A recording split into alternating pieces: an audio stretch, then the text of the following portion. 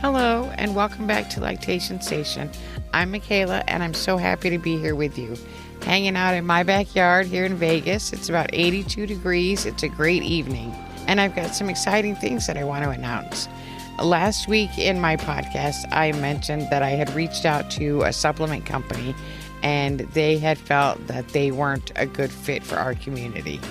So I'm actually happy to announce that a few sponsors have joined our community. And one of them is Vita Springs. It's a vitamin company that started in 2001. And as you can imagine, they have just about everything. They have vitamins, health supplements, organic health products, and so much more. And they offer you these things at discounted prices. And if you go over to my website, Lactation Station 2020, and click on their link, there's a coupon code. It's HFS79, and you can get free ground shipping on any orders over $79. And then the next one is Earth Mama Organics. I'm sure that you've heard of them. They make Earth Mama Milkmaid tea, which I actually drink. It's a really good tea. I really like it. They make safe, clean, and effective herbal solutions for just about everything that you need. If you go, once again, over to the website, to my website, and click on their link, you can explore their website. And they also have given you wonderful listeners a 20% off coupon code. If you can use the coupon code at checkout to get 20% off whatever it is that you order, even if it's just the tea. You should really try it. It's really good. And the coupon code is Lactation Station. It's all one word. And finally, the last one is the Willow Breast Pump. And I'm sure you've probably seen that as well. It's the it's like the LV. It's just an all-in-one wireless breast pump that fits in your bra, and then you have an app to control the on and off. And the difference between the Willow breast pump and the LV breast pump is the Willow breast pump has collection bags instead of containers, whereas the LV breast pump has the plastic containers that fit in there. So go to the website and click on the link for the Willow breast pump website. And right now, because they're getting ready to come out with their third generation pump, so they're trying to get rid of the second generation pumps, and they have them for $100 off right now. So if you thought about getting one, now is a good time to go over there and check them out. And don't forget, if you haven't already, when you go to the website, subscribe to the email so that you'll be eligible for the May giveaway next week, which is going to be another really cute, fun Milk Maker t-shirt and some more of the TheraPearl breast pads. If you are a member of my group on Facebook, I posted pictures there. If you're not a member of my group on Facebook, you should totally do that. It's Lactation Station 2020 on Facebook. Super easy to find. Okay, so let's get right into it. Today I want to revisit my second episode, the ins and outs of beginning inducing. I have learned a lot since that episode, a lot. And I realized that I made a few mistakes that I want to correct. Then we'll talk more in depth about the different ways you can induce. I originally stated that you don't need anything more than your hands to get started. And while that statement is true, and I stand by that, there are other ways to start, and we'll talk about them. But first, I stated in that episode inadvertently that the TENS unit is part of Dr. Newman's protocols, and I was wrong. I actually mixed up some data that I had read. Ken Smith, who is a breast health facilitator for the American Cancer Institute, has a website called Breast Notes. It was on his website that I read about the TENS unit as an alternative method for inducing, not Dr. Newman's protocols. I want to clear that up because I don't want, there are a lot of fans of Dr. Newman's protocols, and I don't want anybody to get upset with me that I inadvertently said something that didn't belong there. That the TENS unit is absolutely not part of his protocols. We are, however, going to talk about the Newman Goldfarb protocols. But first, a little history about Dr. Newman and Lenora Goldfarb. In 1999, Lenora set out to find a way to produce a milk supply to feed her son, who was being born by a surrogate. Lenora contacted Dr. Newman, and together they started on a journey that enabled Lenora to successfully breastfeed her son. So then after that, Dr. Newman wrote a book in 2000 outlining what has now become the Newman Goldfarb protocols. Okay, so that's a little history about the protocols. But can we actually translate these protocols meant for adoptive and surrogate mothers to meet our needs when we induce for personal reasons like an A&R? Since the original publishing, Dr. Newman has made a few changes to the protocols. He no longer recommends Yasmin for birth control therapy due to increased risk of blood clots. He also stopped recommending the herbs fenugreek and blessed thistle if you're taking domperidone. He has found that adding these herbs does not increase milk production with the dom. And he also notes that these herbs can have a negative effect on some women. Then finally, he stopped using the accelerated protocol, and we're going to talk about that accelerated protocol in a little bit. But he stopped using that, and he suggests that if you don't have 2 months to spend on birth control therapy, that you skip it, because most mothers can have good results with just pumping and domperidone alone. So the regular protocol was intended for adoptive and surrogate moms with a long lead time, and it starts at the 6-month mark before the baby is born. The protocols that follow are designed to prepare the adoptive or intended mother's breasts for making breast milk, just as it occurs during pregnancy. So I don't think that I'm gonna detail, every step of his protocols. If you want more information when I'm done with these, you can Google Dr. Newman Goldfarb protocols. Lenora has a website called Ask Lenora that has everything, more in depth. But I'm going to try to hit on as much of the important information as I can. Okay, so 6 months before your baby is born, you are supposed to take an active birth control pill each day, plus 10 milligrams of domperidone 4 times a day for the first week. And then you increase that dosage to 20 milligrams 4 times a day. And then, you continue on the birth control. And at, some point, your breasts will start to swell. And this is normal because that's what happens during pregnancy. The birth control pill, the combination pill, because it's estrogen and progesterone, will actually suppress milk supply, mimicking what happens during pregnancy. No pumping, no herbs, no nothing except the birth control therapy and the domperidone. Okay, so you continue taking the birth control and the dom at 20 milligrams all the way up until 6 weeks before the birth of the baby. At 6 weeks before the baby is due, you stop the birth control but continue the dom at the dosage of 20 milligrams 4 times a day. Once you stop your birth control, there's a couple things that should happen. You should experience vaginal bleeding. This is normal. It's withdrawal bleeding from the birth control. Dr. Newman says if you do not experience the withdrawal bleeding and you're actually at a fertile age, then you might want to get checked for potential pregnancy. Okay, so then after you stop the birth control, over the next 2 weeks, you start on your pumping schedule, which he suggests pumping for 5 to 7 minutes on a low or medium speed. And then you stop pumping, massage, and then start pumping again for another 5 to 7 minutes. You're supposed to do that every 3 hours. Stopping the birth control while maintaining the dom and then pumping will cause a rapid decrease in the progesterone level, which we already knew that, which causes an increase in the prolactin level. That it's just all mimicking the process of a pregnancy and delivery. And then this process should cause your milk to come in. So according to the protocols, you continue your pumping schedule right up until the baby is born, and then you put the baby to your breast as soon as possible. Okay, so there's a couple of things to note here. The use of a combination birth control pill and the domperidone provides 3 out of the 4 hormones needed to stimulate pregnancy and induce lactation. The 4th hormone is called the human placental lactogen, and that's only available during pregnancy. It comes when your body expels the placenta, and then your breasts start to create colostrum. That's why women who induce don't make colostrum, because you don't have that human placental lactogen. You just start with pre-milk.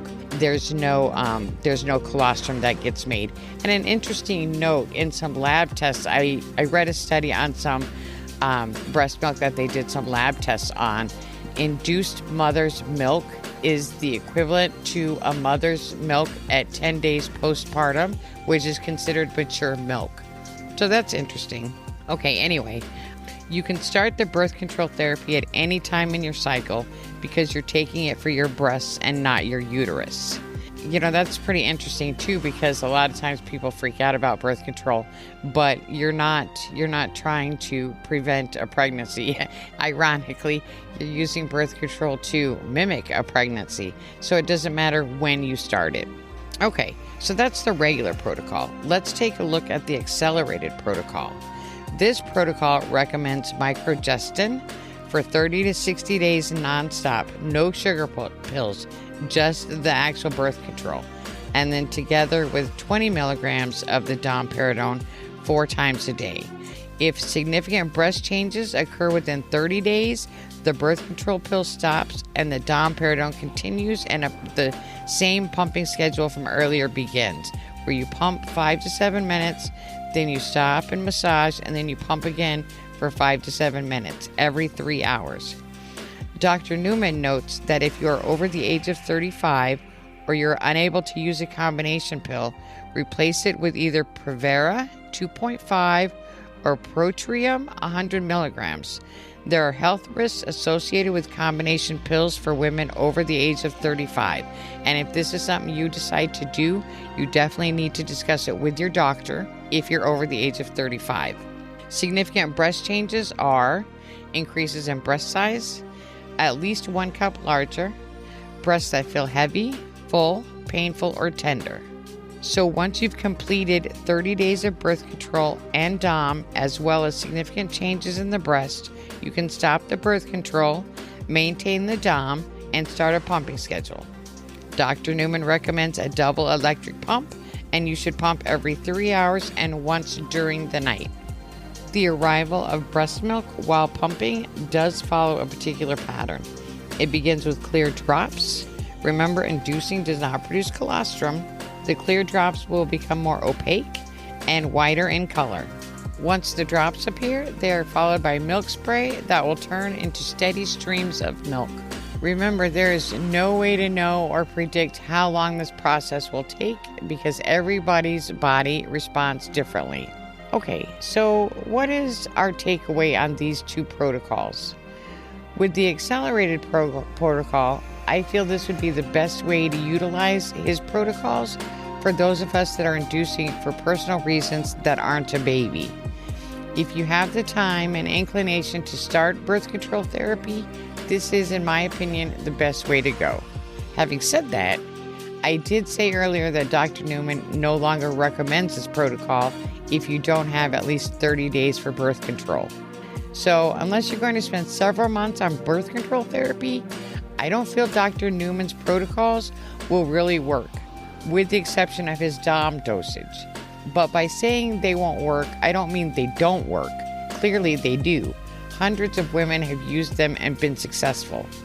But if you're inducing for personal reasons, such as an A&R, do you really want to spend 30 to 60 days on birth control therapy? That's a decision I guess, only you can make. Okay, so let's look at the last protocol, the menopause protocol. It's not much different than the accelerated protocol.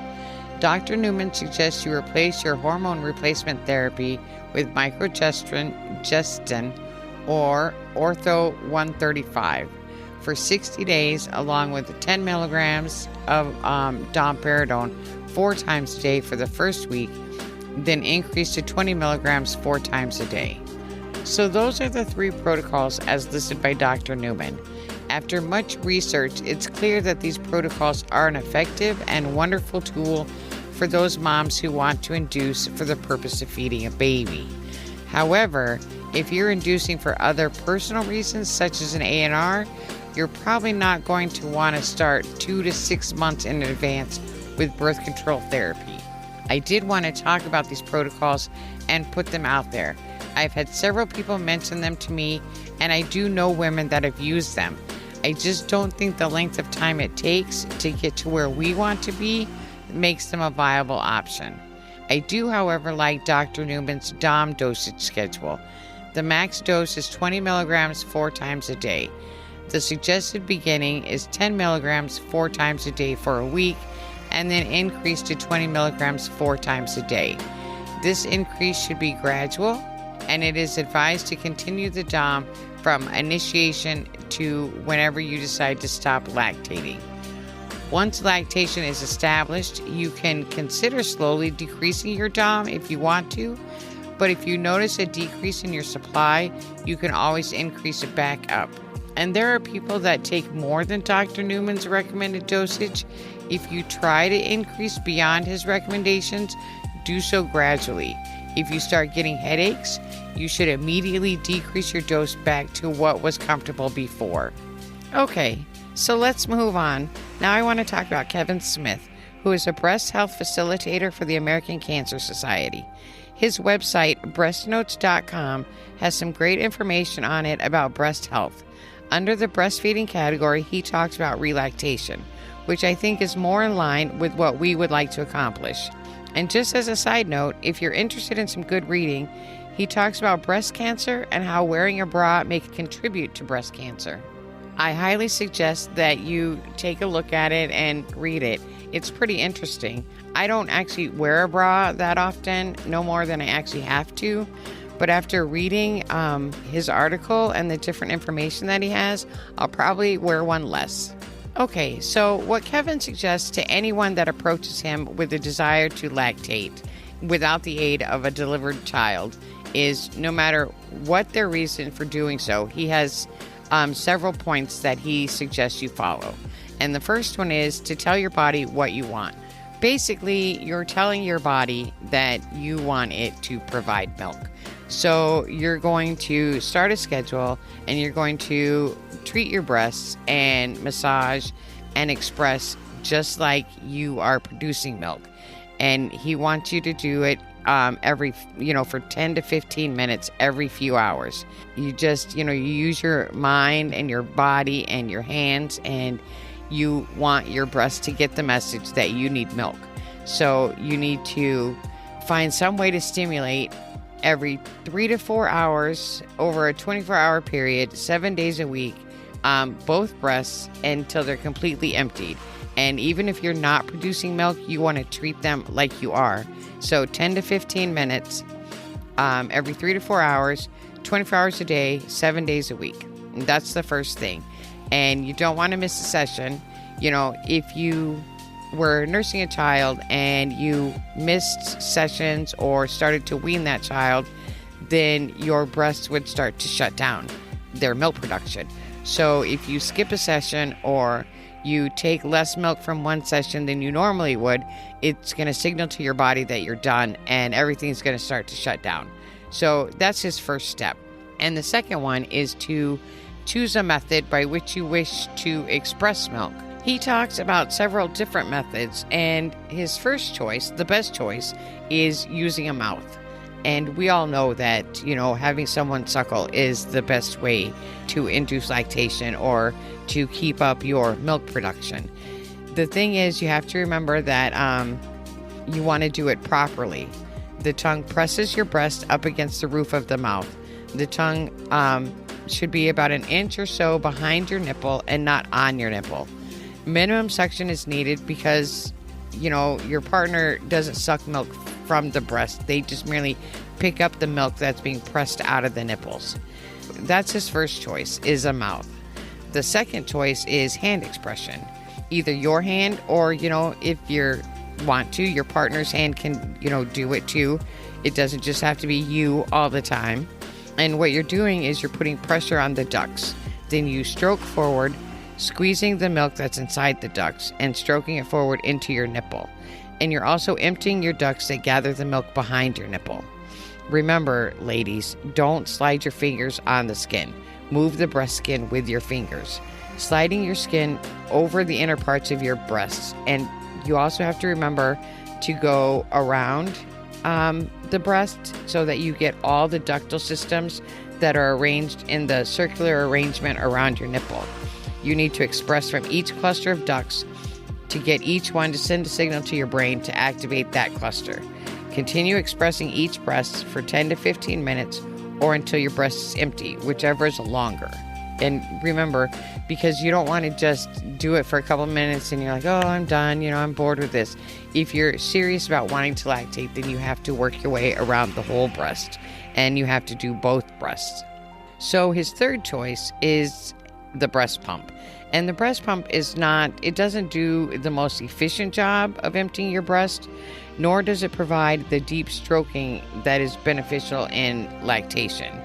Manual expression or hand expression and expression by mouth will always do a better job of providing the deep manipulation of your breast tissue. The pump works better, actually, after you're lactating fully to empty the breast when your partner is not there to help you. And if you do choose to induce with a breast pump, remember that completely emptying the breast sends signals to tell your body that you need more milk. So don't stop pumping when the milk stops coming out. You want to continue to pump for the full amount of time, however long you've decided, 15 minutes, 20 minutes. You need to encourage that milk production. Kevin also suggests that you keep the suction low because the suction does nothing but cause pain. Oh, there's truth in that. If you find that the skin on your nipples or the areola turning white or staying white for a period of time after you remove the pump, then most likely your flanges are too small or you're using too much vacuum. The suction of the pump merely picks up the milk that is produced from the ducts. So if your milk is not coming out, don't increase suction. After you're producing milk, mouth or hand expression should also be used after you pump to completely empty your breast. That's what I do if I use a pump. I'll pump for 20 minutes and then I'll do like 5 minutes on each side hand expression just to make sure that I got everything out of there. Leaving milk in your ducts or in your breast can cause your ducts to become blocked, and that can lead to mastitis. Oh my gosh. Last month I had mastitis and it was awful. I don't wish that on anybody, ladies. Remember to empty your breast because you definitely don't want to get mastitis. It's difficult to deal with. It makes you feel crappy. You get a fever, your breast hurts. It's just icky all the way around. That's another reason why you want to completely empty your breasts. Kevin does note if you are doing hand expression, the use of a pump does provide some extra stimulation of the nerves that surround your nipple. And I already said this, 5 minutes of pumping after you complete the full 10 or 15 minutes is very beneficial. A good breast pump provides a rapid pulsing stimulation of your areola nerves, which is good to help stimulate lactation. Also, be sure and take a note from breastfeeding mothers. Please never allow your partner to come off the nipple until suction is removed. I remember when I was breastfeeding my kids, a lot of times I would have to just slide my finger in their mouth to break that suction before I could take them off the breast. And you want to be careful because if you don't, it can cause temporary damage and pain to your nipple. And that can be very uncomfortable. It's the same with the pump. You need to be sure that you remove the vacuum before you take the flange off your breast. Just same with a baby, you just slide your finger into the flange and break the vacuum. So the last option he has is the TENS unit. In all honesty, I would choose the TENS unit over the pump. I would have put the pump at 4th and the TENS unit at 3rd, but not everybody sees it differently. The theory on the use of the TENS unit is that the tiny electrical currents, they are used to stimulate the areola nerves in your breast, sending the signals to your brain to turn on the hormones that start your breast producing milk. And the use of the TENS unit will be most effective during the period of time before lactation is established. And one of the benefits of this unit, including the chance for it to stimulate your breasts while you're at work or school or in a meeting or fixing dinner or when other family members are around, or whatever, You choose to continue to do these things without others being aware that your breasts are being stimulated. It is also recommended that you do not use the TENS unit for all your sessions, but that you only use them where you're not able to sit down and express your breast properly, or your partner isn't around. And those are the times when you should be using the TENS unit. Now, when I started lactating, that's what I used. I used my TENS unit first. I did hand expression, and then I used the TENS unit, and then it wasn't until a little later that I added the pump, because I could go about my day. And, at that point, I didn't know a lot about pumps, so I wasn't really trying to get, a pump yet. I wanted to learn more about them. So I used the TENS unit. I wore it all the time.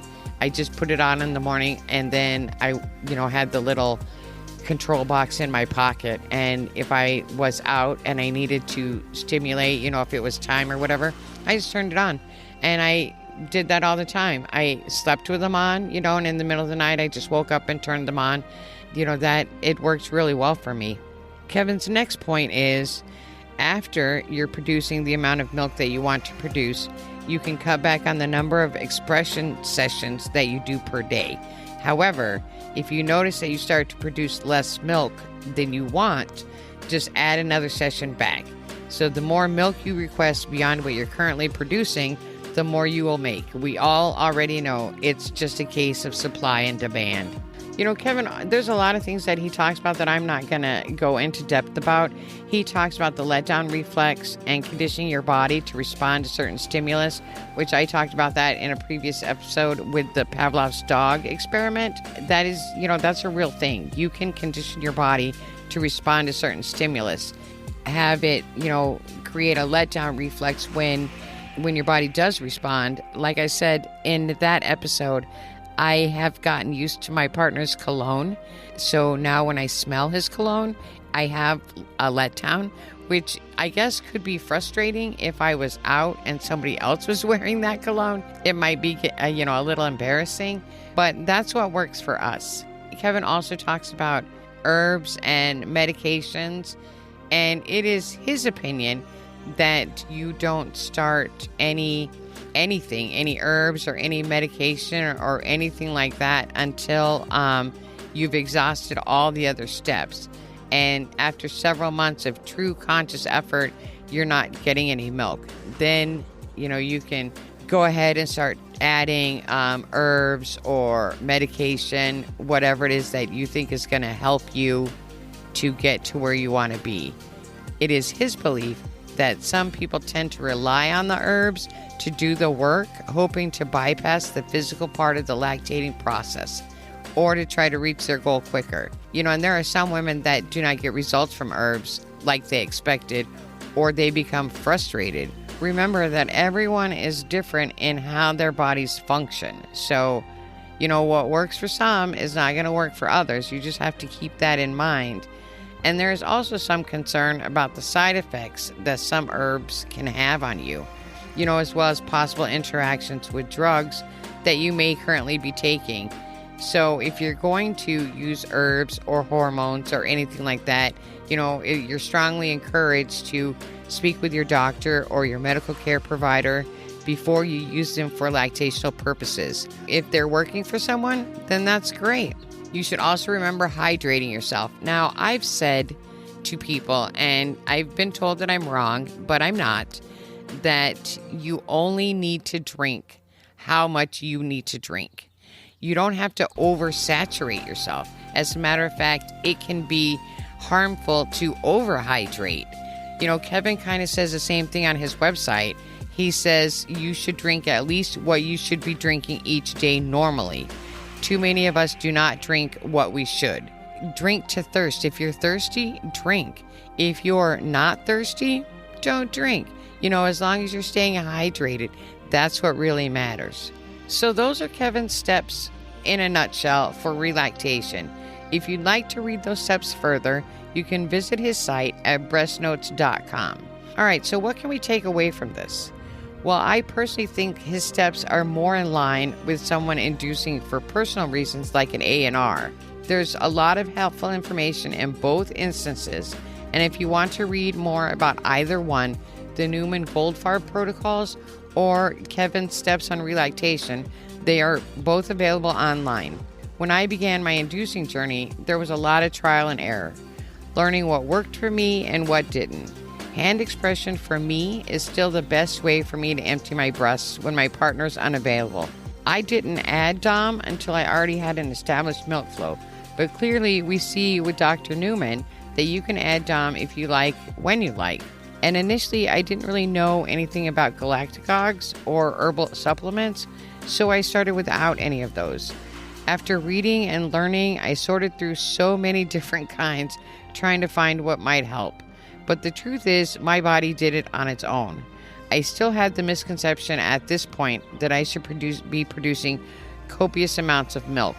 And that's when I started looking at different supplements. Not everyone is as lucky as I was to just be able to start right away. I know that. I spoke with a woman not too long ago that told me her prolactin levels were so low that without Dom, she'd be unable to produce anything. I think as you work your way along your journey, you're going to sort out what works for you and what doesn't. There will continue to be questions that will come up. I still have questions on things I'm sometimes not sure about. And there are so many reasons why it's important for all of us to continue to support each other and work our way through this journey together. Don't forget, go to the website and check out Vita Springs, the vitamin company, Earth Mama Organics, and the Willow Breast Pump. I'm Michaela, and this was Lactation Station, and I enjoyed our conversation. Have a great night.